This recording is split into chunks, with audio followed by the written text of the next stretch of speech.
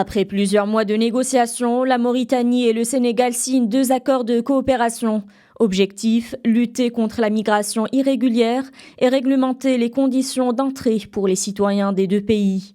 Ces accords tentent d'établir un cadre formel et permanent afin de coordonner les politiques et les efforts sécuritaires et judiciaires entre les 2 pays, ainsi que coopérer dans l'extraction des personnes soupçonnées d'être impliquées dans le trafic d'êtres humains.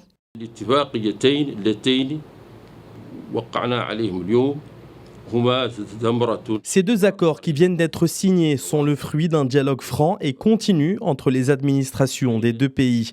Il s'agit également d'une avancée pratique et stratégique dans la gestion des défis communs liés à la migration et à la mobilité transfrontalière.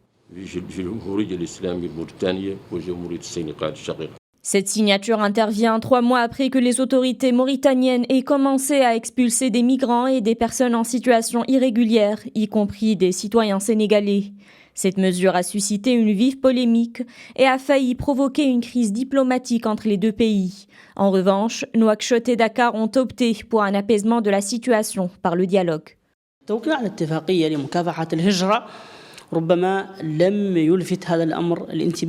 La signature de l'accord sur la lutte contre la migration irrégulière n'a pas suscité, à mon sens, autant d'intérêt que la signature de l'accord qui vise à harmoniser les flux de population entre les 2 pays. Mais la lutte contre l'immigration clandestine reste un volet majeur dans l'alignement des positions des 2 pays.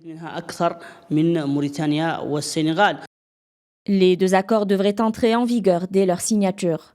Cela est considéré comme une fermeture de la page de désaccord sur une question qui, selon le gouvernement mauritanien, ne se limite plus à une zone de transit pour les migrants des pays d'Afrique de l'Ouest, mais il s'agit plutôt d'un pays de résidence permanente pour beaucoup de personnes. Dans ce sens, Nouakchott devrait signer des accords similaires avec d'autres pays de la région.